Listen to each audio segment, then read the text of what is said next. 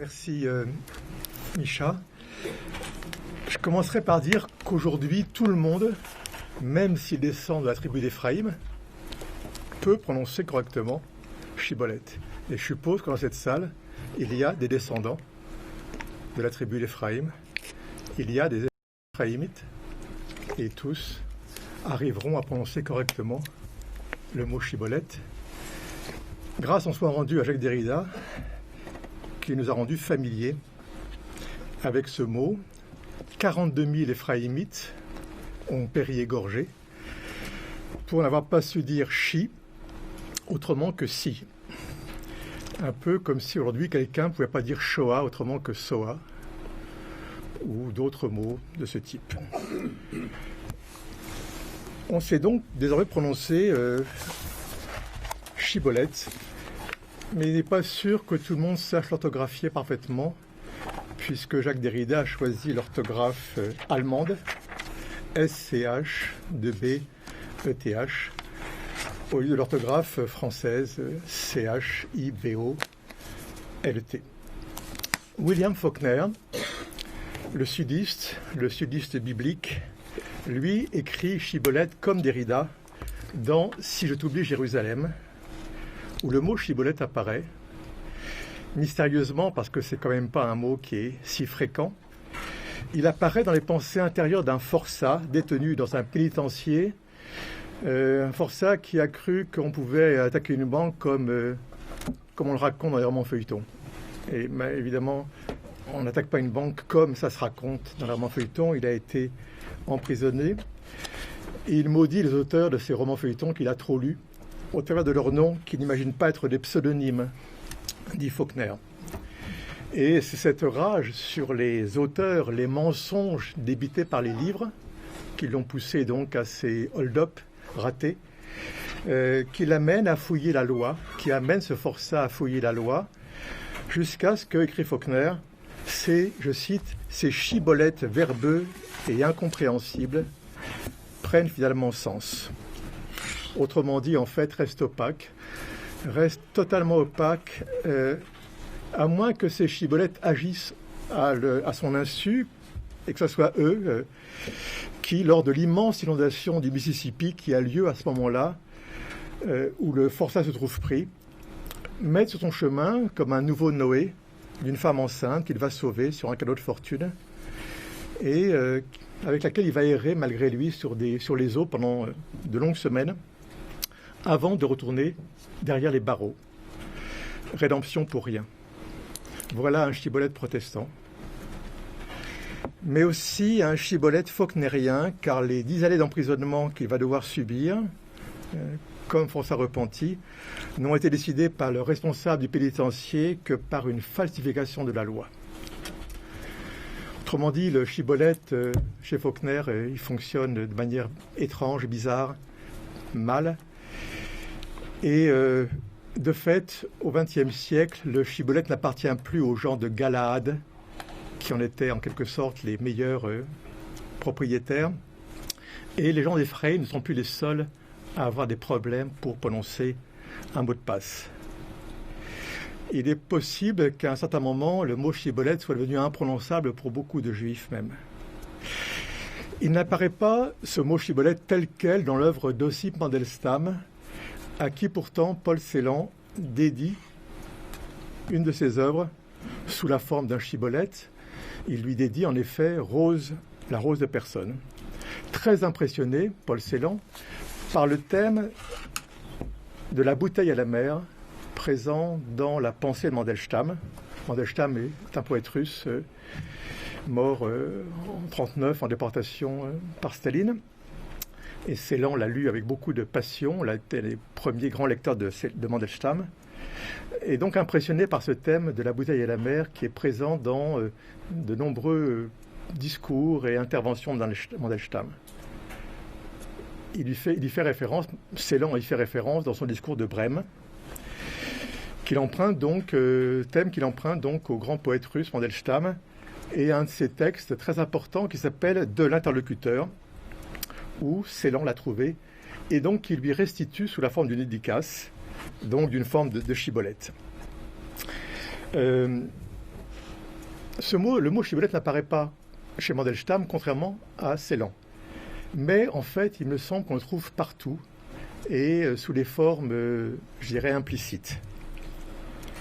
Sous les formes verbeuses et incompréhensibles, pour reprendre le terme de Faulkner.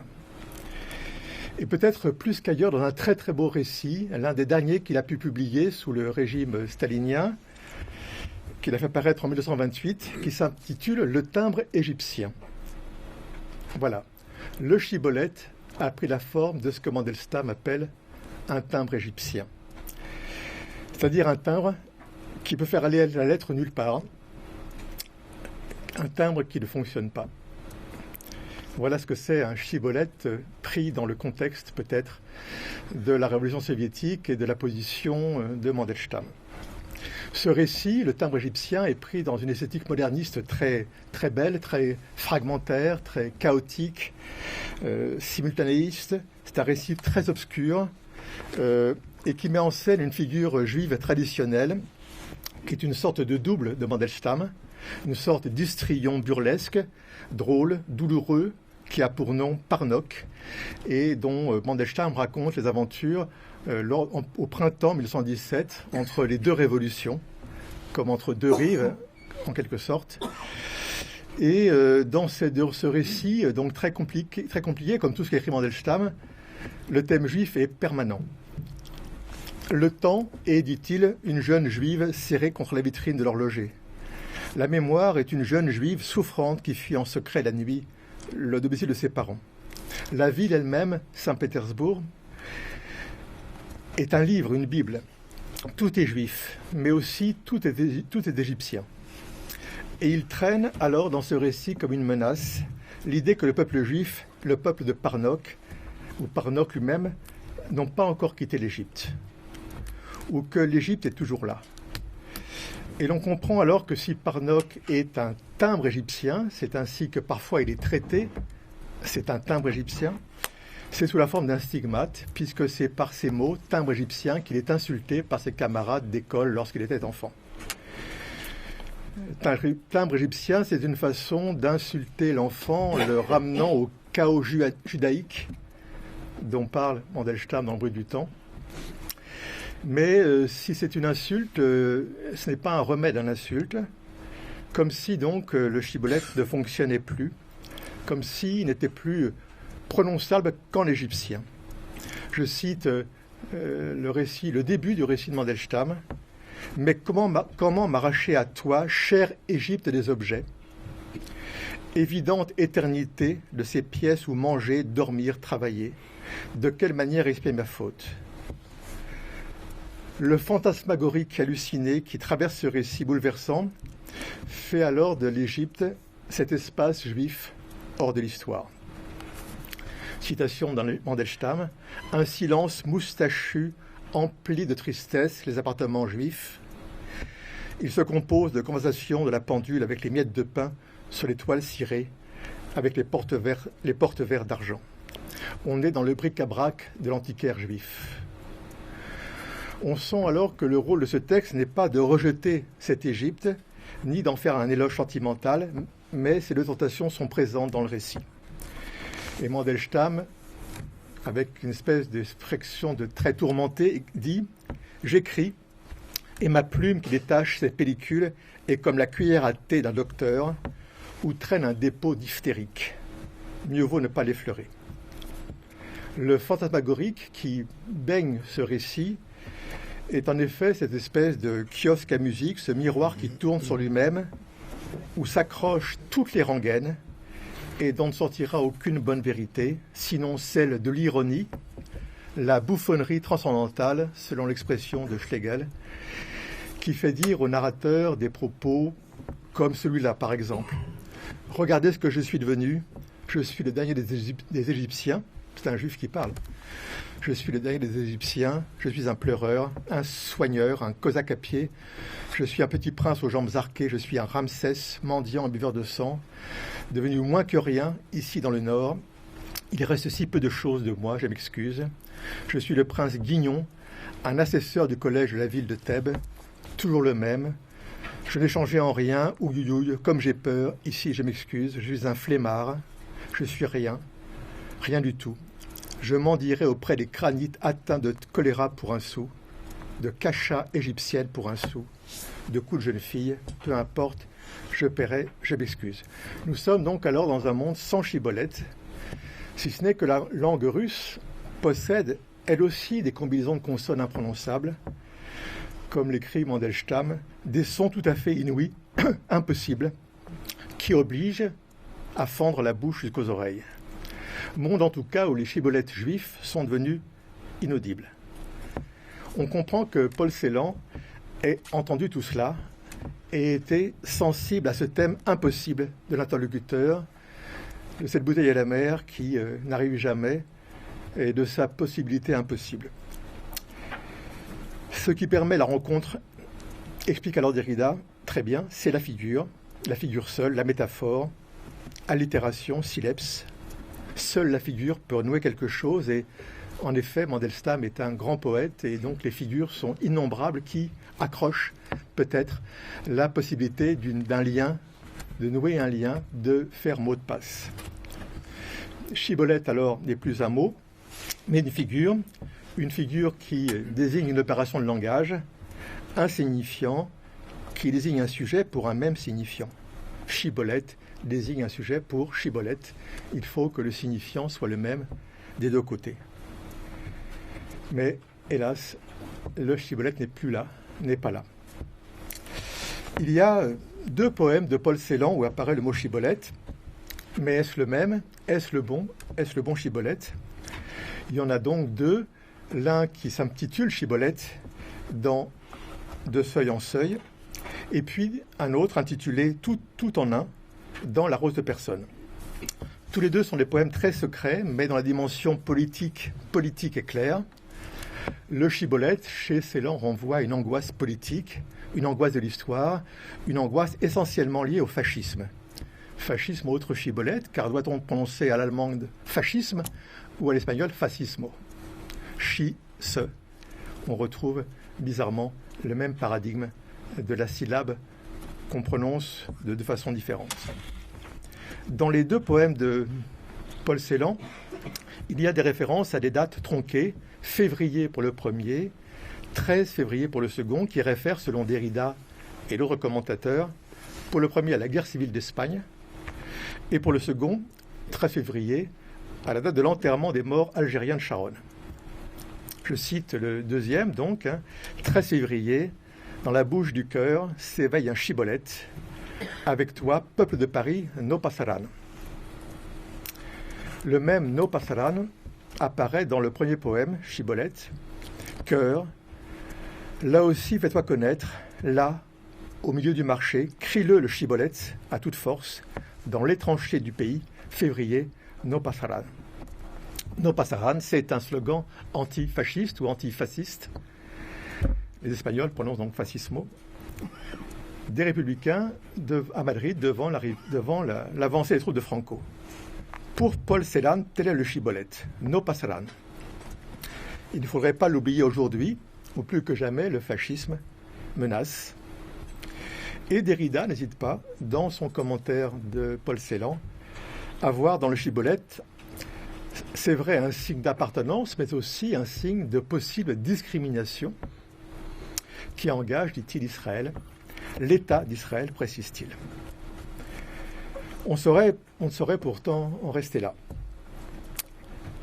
Donc, chibolette a un signifiant qui désigne un sujet pour un même signifiant. Chibolette désigne un sujet pour chibolette, mais il n'y a rien d'autre. Et on a comparé ça au timbre égyptien qui, au fond, fait d'une lettre quelque chose qui n'arrive jamais à destination, parce que la lettre n'a pas bougé depuis des siècles. No pasarán est de sa manière aussi un chibolette. Et en effet, il y a beaucoup de chibolettes, mais aucun ne traduit vraiment le mot chibolette. Tous ces chibolettes disent absolument ce que dit Chibolette aux gens de la tribu d'Éphraïm. Tu ne passeras pas. Tu ne passes pas. No pasarán. Eh bien, c'est ce que disent les gens de Galade aux gens d'Éphraïm. No pasarán. Tu ne passeras pas la rivière.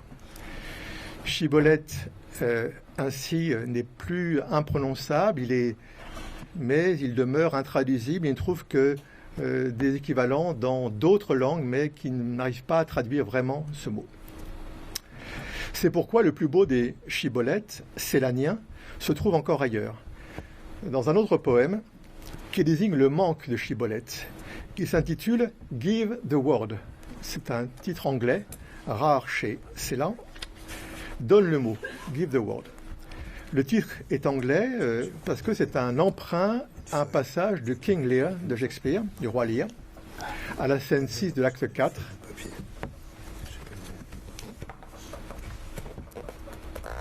Lear a trahi toute parole, vous le savez. Il a trahi toute possibilité de parole en reniant la fidélité de Cordelia et en bénissant la trahison de ses deux autres filles. Il est désormais, à l'acte 4, un vieillard fou qui erre dans l'obscurité. Et pourtant, c'est lui qui demande au premier passant un shibboleth, un password, un mot de passe, comme si seul un fou dans l'univers délirant et dément de l'Angleterre sur lequel règne le roi Lear, comme si donc seul un fou pouvait avoir l'idée de demander un mot de passe à quiconque qui lui permet de dire « passez, passez, passez ». Non pas « no passaran », non pas « ne passez pas », mais de dire au contraire l'inverse. Ce que dit le roi Lear, c'est « passez, passez, passez ». Et ce passé, Paul Celan le répète dans ce poème, écrit à la mi-mai 1965, alors qu'il est interné dans une clinique psychiatrique au Vésinet. Et on sait qu'il se suicidera 5 ans après, en se jetant dans la Seine. Donc le shibboleth n'a rien de rassurant, on le voit. Il ne peut en aucun cas, à mon sens, être le mot de passe qui fonderait un entre-soi, juif ou non. Et peut-être encore moins juif parce que peut-être est-ce le piège tendu aux juifs. N'oublions pas que le shibboleth du chapitre 12 du livre des Juges permet le massacre de 42 000 juifs d'une des plus belles tribus d'Israël, la tribu d'Éphraïm, par ceux de Galad. Le grand ordonnateur du massacre est Jephthé, fils de Galad, mais aussi fils d'une prostituée et père meurtrier de sa fille, voire père peut-être incestueux, c'est très ambigu, comme cela apparaît dans le chapitre 11. Quoi qu'il en soit, le motif du massacre des 42 000 Éphraïmites nous semble dérisoire, et le mot de passe est donc d'abord un mot de passe meurtrier pour les Juifs eux-mêmes. Le shibboleth est peut-être aussi fratricide. C'est peut-être pour cela qu'il n'apparaît qu'une seule fois dans la Bible. Alors, eh bien, je dirais que si shibboleth est un signifiant qui représente un sujet pour un même signifiant, cela signifie qu'il n'assure pas une fonction pleine du symbolique, qu'il n'accomplit le symbolique qu'à moitié. Car pour que le symbolique s'accomplisse, pour que l'homme précisément parle, il faut qu'un signifiant représente un sujet pour un autre signifiant et non pas pour le même. Alors, cependant, je crois que nous avons quand même raison de nous appeler shibboleth. Pourquoi ? Eh bien, c'est parce que shibboleth, comme tous les signifiants fondamentaux de la Bible, comme Shoah par exemple, c'est parce que donc shibboleth a muté. A muté. Ce n'est pas le même. Comme Shoah, titre du film de Lanzmann n'est pas le mot Shoah tel qu'il apparaît dans la Torah. Lui aussi a muté. Il est devenu autre chose que lui-même par un emploi qui n'a cessé de déplacer ce mot de shibboleth dans les innombrables citations dont il a été l'objet. Il a cessé d'être un mot de passe permettant aux gens de Galad de massacrer les Éphraïmites. Il est entré dans une autre chaîne logique du langage, celle du métalangage. Shibboleth n'est plus un mot de passe. Shibboleth est devenu le concept du mot de passe.